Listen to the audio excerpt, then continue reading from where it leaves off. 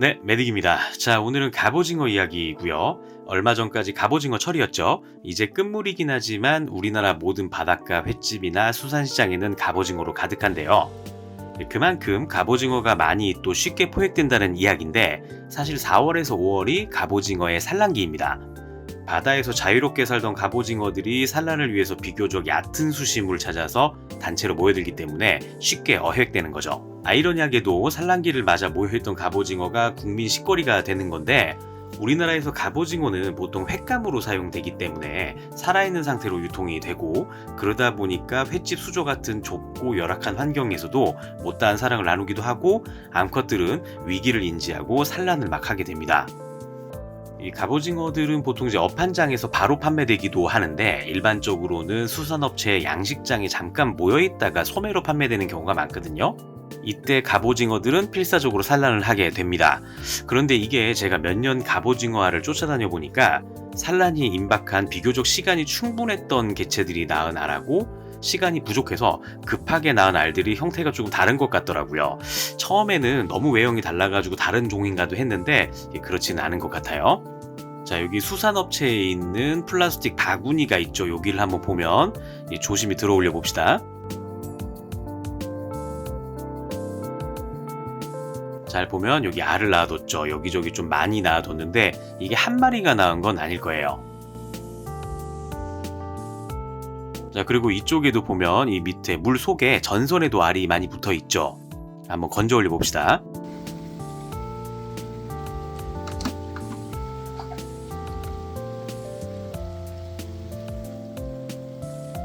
이게 보니까 수정은 잘 된 것 같아요.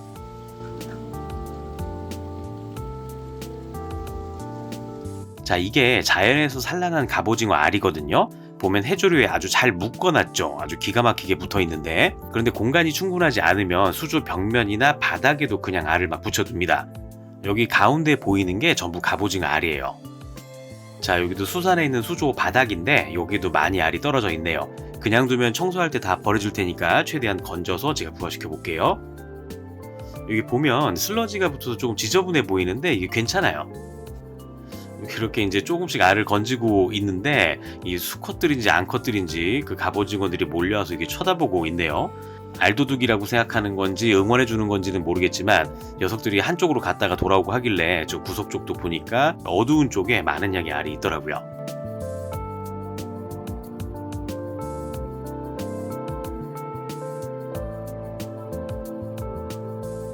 이 알들은 다 죽지는 않은 것 같은데 이게 저수온에 슬러지까지 쌓여 있어서 죽은 알도 조금 많이 보이는 듯하고 하네요. 네, 그렇다고 알색이 중요한 건 아닙니다. 자, 이 정도만 가져가 보자고요. 이제 가져온 알을 선별 작업을 할 건데 지금 그냥 봐서는 완벽하게 살아있는 알인지 죽은 건지는 몰라도 중간에 코어, 그러니까 난황이 없거나 터져 있거나 한 정도는 구분이 되거든요. 죽은 알은 잘 빼내야 다른 알들이 피해를 받지 않겠죠. 그래서 최대한 난황이 잘 보이는 알만 골라내는데 여기에서도 죽은 개체들이 많이 있을 거예요. 지금은 확인할 수가 없으니까 키우면서 계속 한번 관찰해 봐야죠. 재밌는 건 제가 몇 년 동안 알을 주워와서 키우다 보니까 어떤 경우에는 알들이 아예 수정이 다 안 된 경우도 있더라고요. 그거는 교미를 못한 암컷이 급하니까 그냥 낳아놓은 게 아닐까 이렇게 생각도 한번 해봅니다. 그리고 갑오징어 알은 잠깐 물 밖에 노출되고 하는 건 괜찮아요. 제가 생각할 때 이 두 종류 중에서 이 갑오징어 알이 가장 튼튼한 것 같습니다. 외부 충격에도 강하고 환경 변화에도 비교적 튼튼한 편이고요. 그리고 제 영상을 많이 보신 분들이나 해수어를 키워보신 분들은 잘 아시겠지만 제가 사용하는 물들은 모두 바닷물을 인공적으로 만든 겁니다. 해수염이라는 소금을 구매해서 바닷물을 만든 거고요. 굵은 소금을 물에 녹여서 사용해도 되냐고 이제 묻는 분들이 많으신데 그거는 사실 바닷물이라기보다는 소금물이거든요. 여러 가지 이유로 생물을 사육하는 데는 적합하지 않습니다. 자세한 내용이 궁금하신 분들은 검색창에 해수염이라고 검색해 보시면 정보가 많이 나올 거예요. 자, 여기를 보면 알이 검게 변한 것들도 있고 갈색인 것도 있고 뭐 투명인 것도 있고 있는데 기본적으로는 알들이 투명한데 거기에 이제 시간이 지나면서 슬러지나 이끼들이 붙은 겁니다. 알이 약간 이 접착성이 있거든요. 뭐가 잘 달라붙어요. 그러니까 알의 색은 생존 유무와는 전혀 관계가 없어요. 자, 이게 죽은 알들을 솎아낸 것이고요. 자, 이거는 제가 한번 사육해 볼 애들입니다.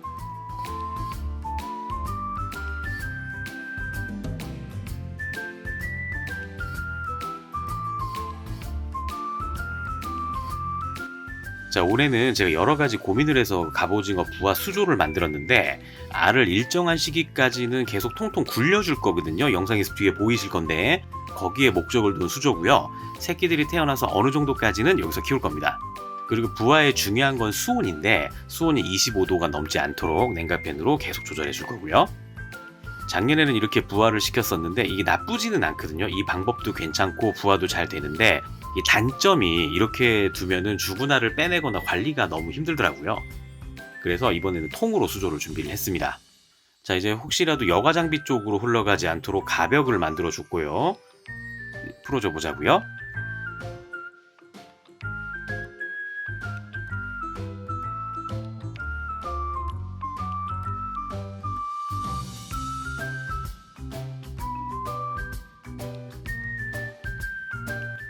예, 움직임이 없죠. 예, 좋습니다. 이거는 부화가 어느 정도 완료된 다음에 이렇게 해주면 되겠고, 지금은 수류를 만들어서 알들이 움직이게 해줘 보자고요. 자, 가벽을 조금 조절을 하면 수류가 발생하면서 이렇게 움직임이 만들어지는데요. 예, 아주 만족스럽습니다. 이게 제가 생각했던 움직임이에요. 근데 시간이 지나면 정체될 수 있으니까 한번 관찰해 보면서 조정을 해보도록 하죠.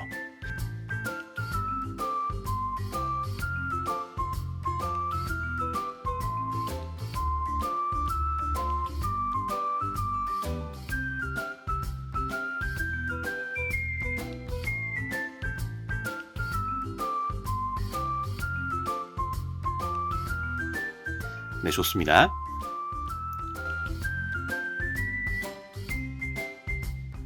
제가 원하는 바이긴 한데 한쪽으로 너무 뭉치면 안 되니까, 뭉치더라도 다시 무너져 내리거나 움직일 수 있도록 하단 방향에도 수류를 넣어줬어요. 자, 정체되는 것도 한번 관찰해 보도록 하죠.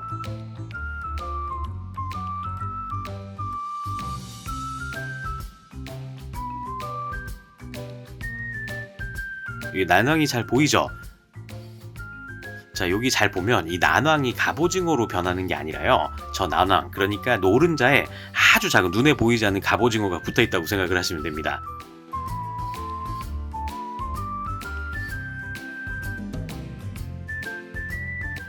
자, 수산에서 데려온 알들은 잘 넣어줬고, 이제 어시장으로 가죠.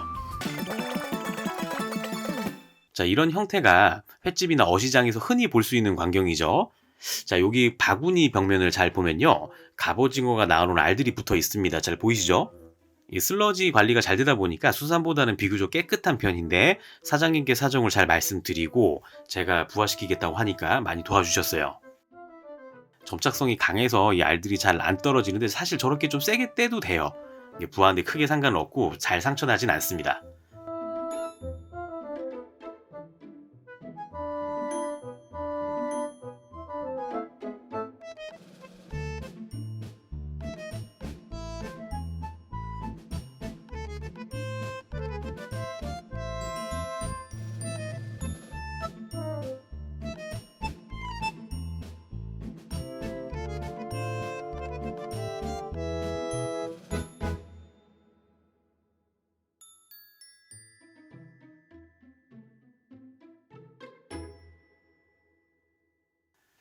자, 옆집 사장님까지 합심해서 많이 도와주셨습니다. 자, 그리고 갑오징어 잘 키워서 애들 꼭 바다로 보내주라고 화이팅까지 해주셨어요. 그런데 정말 조금 안타깝죠? 갑오징어도 금어기 설정을 좀 빨리 했으면 합니다.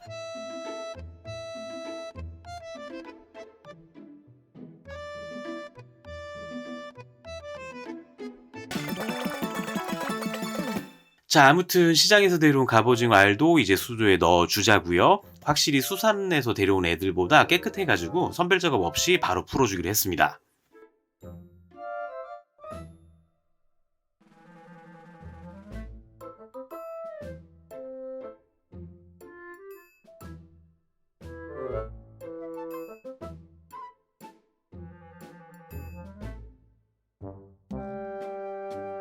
자, 양이 늘어났으니까 다시 한번 굴려보고요. 수류 강도를 조금 강하게 조정을 했습니다.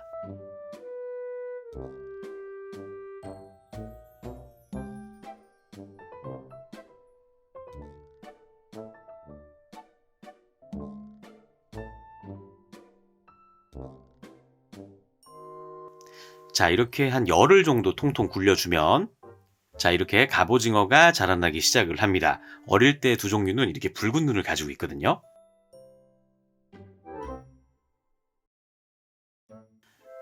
자, 혹시 애들이 어지러울까 걱정을 할 필요 없으시고요. 계속 굴려줍니다. 이제 처음 수조에 넣어준 지 한 20일 정도가 지났고요. 잘 보시면 갑오징어들이 보이죠.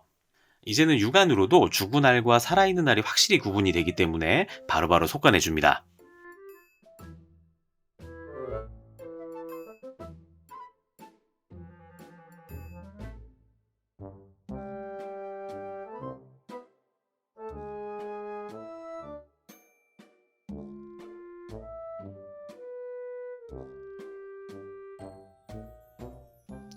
자, 여기 보시면 노랗게 된 게 죽은 알이에요. 이 알들은 이렇게 스트레스를 주는 게 생존율이 오히려 훨씬 높아지는데 원래 자연에서는 해조류의 알을 낳는데 해조류가 서식하는 지역이 보통 물의 흐름이 굉장히 좋고 조류가 빠른 지역이거든요. 그만큼 알들이 외부 변화에 견디도록 두꺼워요. 저 알 껍질이 어느 정도 스트레스를 받지 않으면 갑오징어가 태어났을 때 뚫고 나오지 못하기도 합니다. 그렇기 때문에 이렇게 굴려주는 거고요.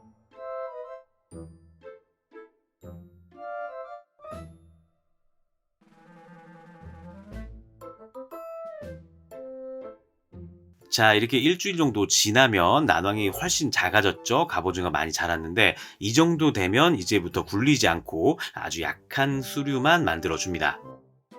자, 이제 부화하기 기다리기만 하면 되는데요. 꼭 생긴 게 꽃갈모자 쓴 요정 같지 않나요? 이 숨 쉬는 모습도 잘 관찰이 됩니다. 이 녀석들이 이제 한 일주일 정도면 나오겠네요. 자, 온도는 25도를 넘지 않도록 계속 조절을 잘 해줘야 되고요. 자, 위에서 촬영한 모습인데 꼭 보석 같지 않나요?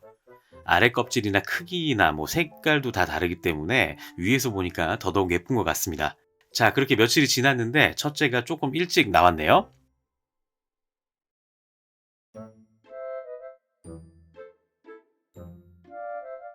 자, 저 뛰어가는 거 보세요. 헤엄도 굉장히 잘 칩니다. 크기가 1cm 정도밖에 안 되지만 먹물도 쓸 줄 알거든요. 자, 이렇게 2023년 첫째 갑돌이가 태어났고요. 이 갑오징어들은 제가 조금 키워서 바다로 보내줘야겠습니다. 자, 오늘은 영상은 여기까지고요. 여기까지 보신 분들은 댓글 한 번씩 부탁을 좀 드리겠습니다. 알파 영상도 보내드려야 하고 지금 상어알, 홍어알, 독도새우 편집해야 할 게 너무 많은데 현생 때문에 영상이 조금 늦은 점 다시 한번 사과드립니다. 자, 그럼 저는 더욱 재미있는 영상으로 찾아뵙도록 하겠습니다. 감사합니다.